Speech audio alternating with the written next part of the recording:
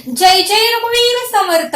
समर्थ म्हणतात, जर आपण सतत प्रयत्न करत राहिलो, सतत कष्ट करत राहिलो, तर त्याचं फळ आपल्याला एक ना एक दिवस नक्कीच मिळतं, असं समर्थांनी आपल्याला इथे सांगितलं.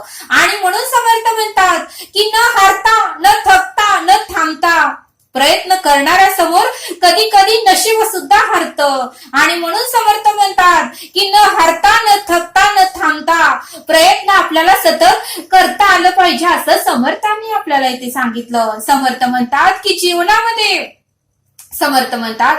जीवनात चांगल्या माणसांना शोधू नका, जीवनामध्ये चांगल्या माणसांना शोधू नका, तर स्वतः चांगले व्हा, कोणीतरी तुम्हाला शोधत यावं, असं समर्थांनी आपल्याला इथे सांगितलं. समर्थ म्हणतात की मनुष्य जवळची नम्रता संपली की त्याच्या जवळची माणुसकीही संपते. समर्थ म्हणतात की मनुष्याकडे नम्रता पाहिजे, जर मनुष्याची नम्रता संपली की त्याच्या जवळची माणुसकीही संपून जाते. आणि म्हणून समर्थ म्हणतात की आपल्याकडे नम्रता असणे फार गरजेचं आहे, असं समर्थांनी आपल्याला इथे सांगितलं. समर्थ म्हणतात की सिंह आपल्या ताकदीमुळे तो जंगलाचा राजा आहे. सिंह आपल्या ताकदीमुळे जंगलाचा राजा आहे. कारण जंगलामध्ये कधीही निवडणुका होत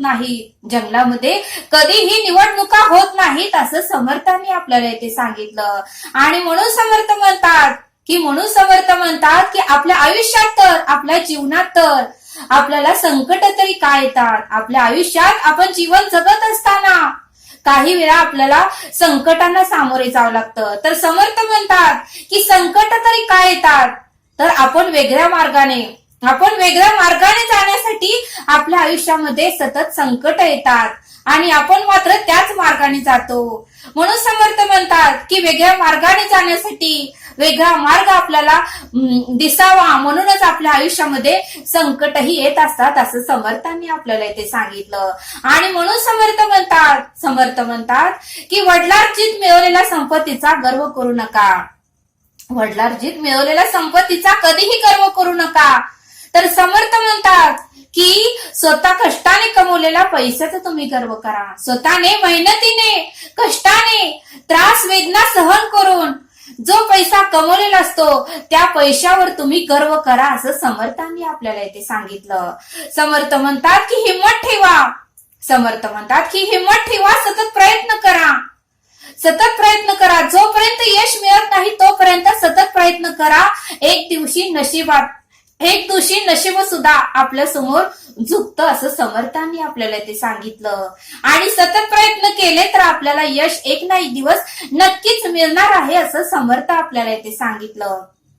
समर्थ म्हणतात की परमेश्वराने सगळ्यांना, समर्थ म्हणतात की या परब्रह्माने सगळ्यांना हिरा म्हणूनच जन्माला घातला आहे. या परमेश्वराने या धरतीवर सगळ्यांना हिरा म्हणूनच जन्माला घातलेला आहे. पण समर्थ म्हणतात की जेथे जो घासला जाईल, जेथे जो कष्ट करतो तोच या धरतीवर चमकतो. समर्थ म्हणतात की जेथे जो घासला जाईल, जेथे तो प्रयत्न करल, जेथे जो कष्ट करल तोच या धरतीवर चमकेल, असं समर्थांनी आपल्याला इथे सांगितलं. आणि म्हणून समर्थ म्हणतात की प्रत्येकाला हिरा म्हणूनच या धरतीवर जन्माला घातलेला आहे. आणि म्हणून समर्थ म्हणतात की कितीही मोठं व्हा, कितीही श्रीमंत व्हा, कितीही मोठं व्हा, पण आपले पाय नेहमी जमिनीवरच असू द्या. कितीही मोठे व्हा, कितीही श्रीमंत व्हा, पण आपले पाय मात्र नेहमी जमिनीवरच असू द्या. म्हणजेच आपल्याला कोणीही खाली खेचू शकणार नाही. आणि म्हणून समर्थ म्हणतात की ते जरी मोठं झालं तर आपले पाय नेहमी जमिनीवरच असू द्या, असं समर्थांनी आपल्याला इथे सांगितलं. समर्थ म्हणतात की हजार लोकांच्या शर्यतीत पहिले येण्यासाठी 999 लोकांपेक्षा काहीतरी वेगळे करा, असं समर्थांनी आपल्याला इथे सांगितलं. समर्थ म्हणतात की हजार लोकांच्या शर्यतीत पहिले येण्यासाठी 999 लोकांपेक्षा काहीतरी आपण वेगळं केलं पाहिजे, असं समर्थांनी आपल्याला इथे सांगितलं. आणि म्हणून समर्थ म्हणतात की जे काही करायचं आहे ते गर्दीतून बाहेर येऊनच करा. म्हणून समर्थ म्हणतात की जे काही करायचं आहे ते गर्दीतून बाहेर येऊनच करा. कारण गर्दी तुम्हाला धाडस तर देईल. समर्थ म्हणतात की गर्दी तुम्हाला धाडस तर देईल, पण ओळख मात्र कधीही देणार नाही. गर्दी तुम्हाला धाडस तर देईल, पण स्वतःची ओळख मात्र कधीही देणार नाही. आणि म्हणूनच समर्थ म्हणतात की जे काही करायचं आहे ते गर्दीतून बाहेर येऊनच करा, असं समर्थांनी आपल्याला इथे सांगितलं. समर्थ म्हणतात की जीवनात एकदा तरी वाईट दिवसांना सामोरे गेल्याशिवाय चांगल्या दिवसाची किंमत कळत नाही. म्हणून समर्थ म्हणतात की जीवनात एकदा तरी वाईट दिवसांना सामोरे गेल्याशिवाय चांगल्या दिवसाची किंमत कळतच नाही. आणि म्हणून समर्थ म्हणतात की चांगल्या दिवसाची किंमत कळण्यासाठी वाईट दिवस सुद्धा येणे गरजेचं आहे, तरच आपल्याला चांगल्या दिवसाची किंमत कळणार आहे, असं समर्थांनी आपल्याला इथे सांगितलं. समर्थ म्हणतात की जीवन बदलण्यासाठी जीवन बदलण्यासाठी वेळ ही सगळ्यांनाच मिळते. समर्थ म्हणतात की जीवन बदलण्यासाठी वेळ ही सगळ्यांनाच मिळते, पण वेळ बदलण्यासाठी मात्र 2 वेळा जीवन कुणालाही मिळत नाही. जीवन बदलण्यासाठी वेळ ही सगळ्यांनाच मिळते, पण वेळ बदलण्यासाठी 2 वेळा जीवन मात्र कोणालाही मिळत नाही. आणि म्हणून समर्थ म्हणतात की आपल्याला अनमोल देह दिलेला आहे, आपल्याला अनुभव हे मानवी शरीर मिळालेलं आहे, तर ते आपल्याला उत्तम आणि सार्थक असं लावता आलं पाहिजे, असं समर्थांनी आपल्याला इथे सांगितलं. आणि समर्थ आपल्याला एक बोध सांगतात. एक आनंद नावाची व्यक्ती आपल्या आयुष्यामध्ये फार दुःखी होती, कष्टी होती, आणि त्यांनी आत्महत्या करण्याचा विचार केला. पण आत्महत्या करण्यापूर्वी आपण गुरूंना भेटावं असं त्यांना वाटलं. आणि ते आनंद नावाची व्यक्ती गुरूंकडे गेले आणि गुरूंना सांगितलं की गुरु, मी संसारामध्ये खूप दुःखी आहे. मी कुठलंही काम केलं तर मला यश येत नाही. मी कुठलंही काम करायची सुरुवात केली तर त्याच्यामध्ये मला नुकसानच होतं, काहीही नफा होत नाही. मी माझ्या बायकोला, मी माझ्या पोरांना आनंद देऊ शकत नाही, त्यांना पोटभर जेवणही देऊ शकत नाही. आणि खरंच मी या जीवनामध्ये खूप दुःखी आहे, आणि मी आता आत्महत्या करायचं ठरवलं आहे, असं ते आनंद नावाची व्यक्ती त्या गुरूंना म्हणाली. त्यावेळेस गुरु ही शांतपणे त्याचं सर्व काही ऐकून घेतलं. आणि गुरु म्हणाले ठीक आहे, तू आत्महत्या करणार आहेस ना, तर कर, पण माझी एक गोष्ट ऐक आणि त्यानंतर तू माझ्याकडे परत ये भेटायला. त्यावेळेस तो आनंद नावाची व्यक्ती, त्या व्यक्तीने गुरूंना विचारलं की गुरु, काय करू ते तर सांगा. मी तुमचा शेवटचा निर्णय घ्यायला आलोय. मला काहीही कळत नाही, कोणता विचार चांगला आहे, कोणता विचार वाईट आहे, काय करावं काय नाही. माझ्या मनाची घालमेल झालेली आहे, मनामध्ये असंख्य विचार येत आहेत, आणि माझं मन शांत नाही, आणि माझं मन दुःखी आहे, आणि मला खूप त्रास होत आहे. मला निर्णय घेता येत नाही, तर तुम्ही मला योग्य तो मार्ग दाखवा. त्यावेळेस गुरु म्हणाले ठीक आहे, तू माझं एक काम ऐक. याच गावामध्ये एक मोठं मंदिर आहे, आणि त्या मंदिराच्या शेजारीच एक मोठं वारूळ आहे. त्या मंदिराच्या शेजारीच एक मुंग्याचं मोठं वारूळ आहे. ते वारूळ तू मोडायचं, पण एकही मुंगीला तू मारायचं नाही, एकही मुंगीला तू त्रास द्यायचा नाही. तू असं 7 दिवस कर, आणि 8व्या दिवशी तू माझ्याकडे ये. 7 दिवस पूर्ण झाले की 8व्या दिवशी तू माझ्याकडे ये, आणि मग मी तुला काय करायचे ते मार्ग सांगतो. त्यावेळेस आनंद नावाची व्यक्ती, त्यांनीही गुरूंचं ऐकलं. ठीक आहे गुरुदेव, हा मी शेवटचा उपाय करतो, आणि त्यानंतर मी आत्महत्या करणार आहे. गुरु म्हणाले ठीक आहे, तू हे 7 दिवसानंतर मला भेटायला परत ये. त्यावेळेस आनंद नावाची व्यक्ती त्या मंदिराकडे गेली. पहिल्या दिवशी गेली, मुंग्यांचं वारूळ मोठं होतं. आनंद नावाच्या व्यक्तीने ते मुंग्यांचं वारूळ हाताने पूर्णपणे मोडून टाकलं. त्या मुंग्या एक मुंग्या करत रव्याचा कण, साखरेचा कण, काय खायला असेल ते सगळं घेऊन आपल्या वारुळामध्ये जात होत्या.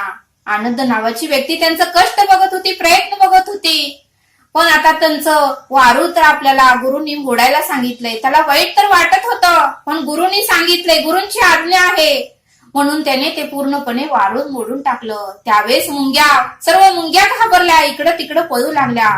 त्यांना काही करायचं कळेच ना, कारण त्यांचं पूर्णपणे घर मोडून गेलं होतं. सर्व मुंग्यांना ऊन लागत होतं. त्यावेळेस आनंद नावाची व्यक्ती तेथून निघून गेली.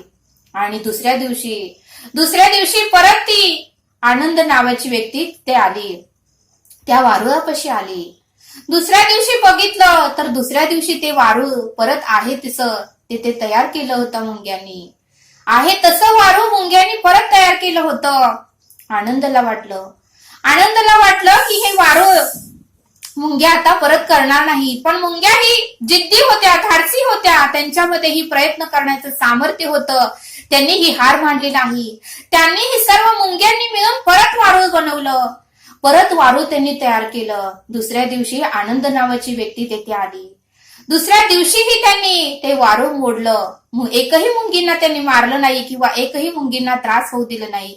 हाताने पूर्णपणे ते वारूळ त्यांचं मोडून टाकलं. आणि परत ती आनंद नावाची व्यक्ती आपल्या घरी गेली. तिसरा दिवस उजडला. तिसऱ्या दिवशीही तेथे आला. तिसऱ्या दिवशी आल्यानंतर मुंग्यांनी आहे असं वारूळ बनवलं होतं. तिसऱ्या दिवशीही त्याने ते वारूळ पूर्णपणे मोडलं.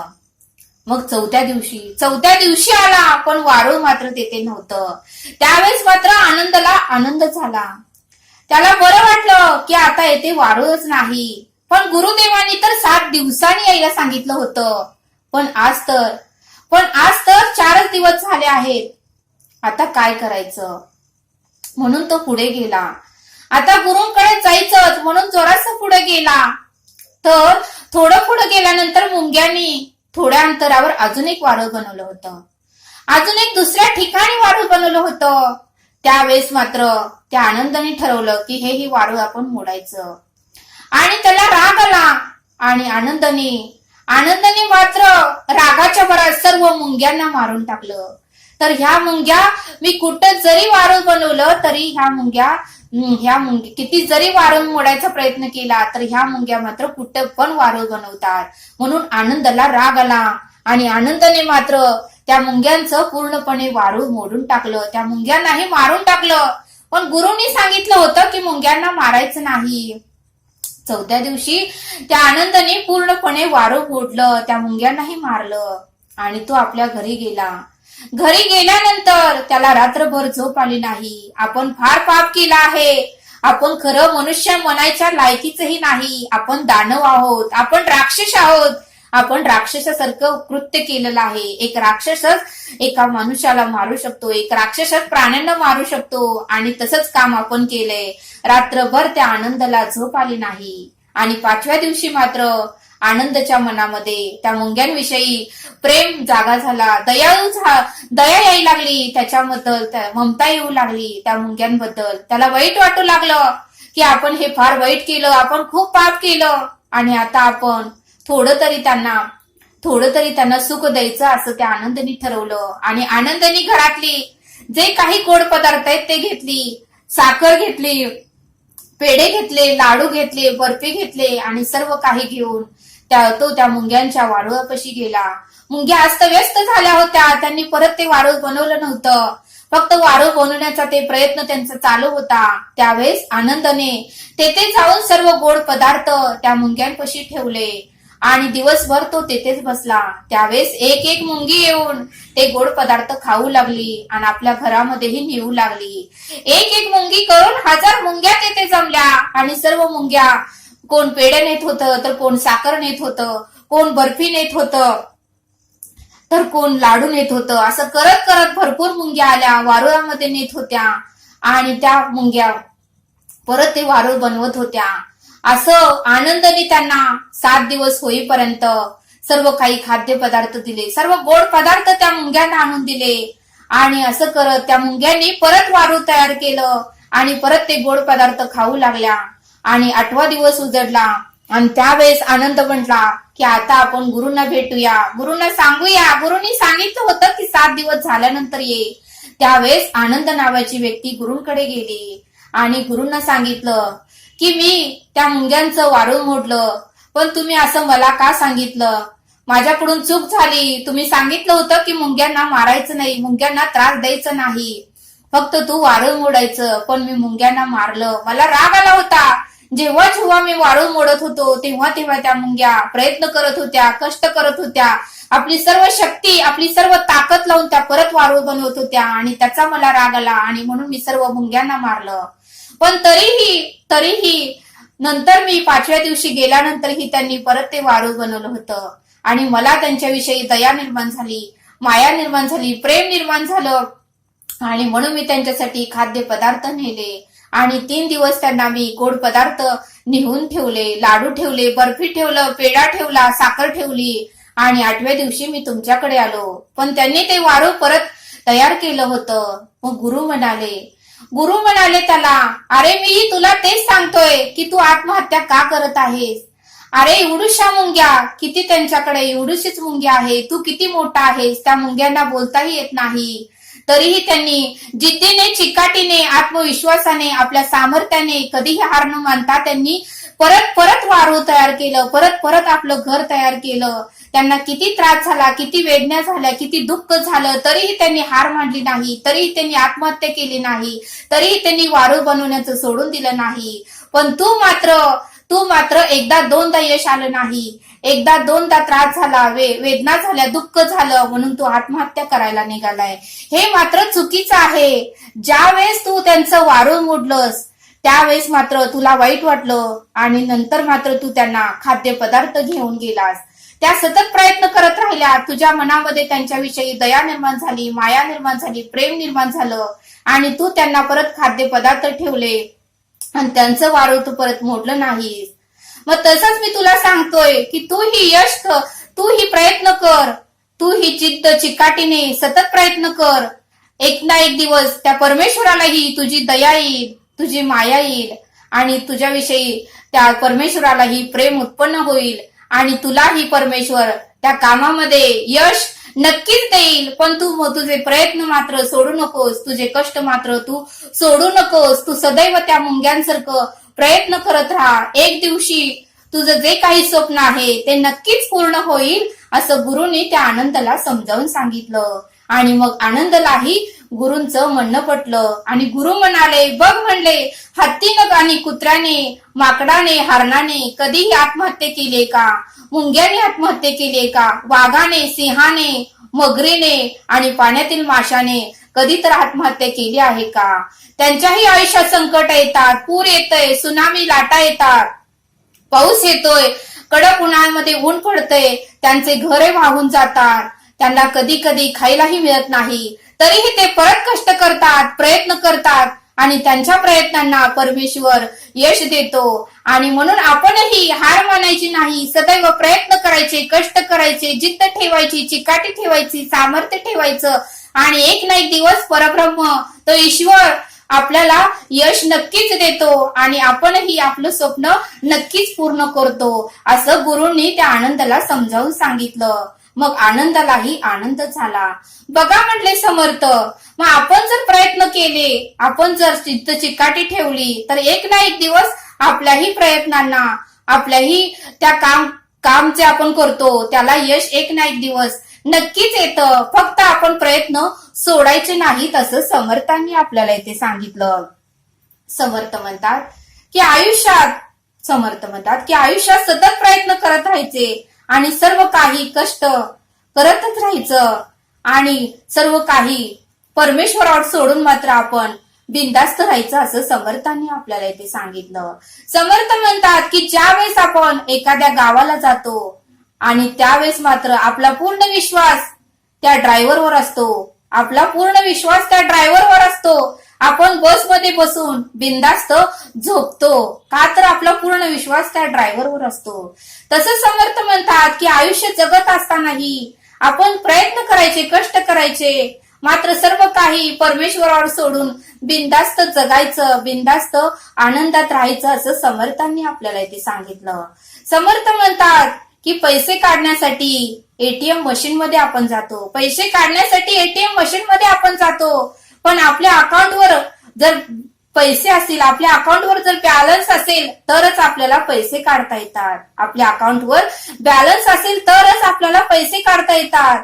तसं समर्थ म्हणतात की आपल्याकडेही पुण्याईचा बॅलन्स असेल तरच आपल्याला जीवनामध्ये सुख शांती मिळते असं समर्थांनी सांगितलं. आपल्याकडे जर पुण्याईचा बॅलन्स असेल तरच आपल्याला जीवनामध्ये सुख शांती आणि समाधान मिळते. आणि म्हणून समर्थ म्हणतात की पुण्याचा बॅलन्स वाढवण्याचाही तुम्ही प्रयत्न करा असं समर्थांनी आपल्याला इथे सांगितलं. समर्थ म्हणतात की आयुष्यात कितीही जखमा झाल्या तरी कधीही निराश होऊ नका. आयुष्यामध्ये कितीही जखमा झाल्या तरी तुम्ही कधीही निराश होऊ नका. कारण सूर्यकिरणाने कितीही चटके देत असला तरी, सूर्यकिरण कितीही चटके देत असला तर समुद्र कधीही कोरडा होत नाही. सूर्यकिरण कितीही चटके देत असेल तर समुद्र मात्र कधीही कोरडा होत नाही असं समर्थांनी आपल्याला ते सांगितलं. समर्थ म्हणतात की संपूर्ण जगामध्ये देवाने फक्त माणसामध्ये हसण्याचे गुण दिले आहेत आणि ही गुणवत्ता तुम्ही कधीही गमवू नका. सतत तुम्ही हसत राहावा, सतत प्रयत्न करत राहावा, यश तुम्हाला नक्कीच मिळेल असं समर्थांनी आपल्याला इथे सांगितलं. समर्थ म्हणतात की महिनाभर जर आपण कामाला गेलो नाही तर मालक आपल्याला पगार देणार नाही. तो म्हणेल की तू महिनाभर कामालाच आला नाही तर तुला पगार कसा मिळेल. पण ज्यावेळेस आपण महिनाभर कामाला जातो त्यावेळेस मात्र आपण पगार हक्काने मागतो. समर्थ म्हणतात की आपण कष्ट केले तर आपल्याला फळ हे मिळणारच आहे. म्हणून समर्थ म्हणतात की कष्ट केल्याशिवाय कोणालाही फळ मिळतच नाही असं समर्थांनी आपल्याला इथे सांगितलं. आणि म्हणून समर्थ म्हणतात की पक्षाला सुद्धा सकाळ झाली की पोट भरण्यासाठी इकडे तिकडे त्याला फिरावेच लागते आणि मगच त्याला खायला मिळते. आणि म्हणून समर्थ म्हणतात की चिमणीला सुद्धा घरट्यात बसून कोणीही खायला आणून देत नाही. त्या चिमणीला सुद्धा खाण्यासाठी आणि दाणे शोधण्यासाठी इकडे तिकडे फिरावेच लागते आणि मग त्या चिमणीला खायला मिळते असं समर्थांनी आपल्याला इथे सांगितलं. आणि म्हणून समर्थ म्हणतात की न हारता, न थांबता, न थाकता तुम्ही प्रयत्न करा, तुम्हाला यश परमेश्वर परब्रह्म नक्कीच देईल असं समर्थांनी आपल्याला इथे सांगितलं. समर्थ आपल्याला एक श्लोक देतात. हिताकारणे बोलणे सत्य आहे, हिताकारणे सर्व शोधून पाहे, हिताकारणे बंड पाखंड वारी, तुटे वाद संवाद तो हितकारी. या श्लोकाचा अर्थ समर्थ सांगतात की हे मना, तुझ्या हितासाठी आणि तुझ्या कल्याणासाठी तुला काही खऱ्या गोष्टी सांगतो. तुझ्या हितासाठी, तुझ्या कल्याणासाठी तुला काही खऱ्या गोष्टी सांगतो, त्या तू लक्षात घे. तुला त्याच्याविषयी काही संशय वाटत असेल तर स्वहिताचा विचार करून सर्वत्र शोध घे. तुला त्याविषयी संशय वाटत असेल तर स्वहिताचा विचार करून तू सर्वत्र शोध घे. तुला स्वहित साधायचं असेल तर बंड आणि पाखंड मताचे विचार करणे तू सोडूनच दे आणि उत्तमच तू विचार कर. असा या श्लोकाचा अर्थ समर्थांनी आपल्याला इथे समजावून सांगितला. तरी आता आपण येथेच थांबूया. हा व्हिडिओ आवडल्यास सबस्क्राईब करा. भेटूया पुढील भागात. धन्यवाद. जय सद्गुरू.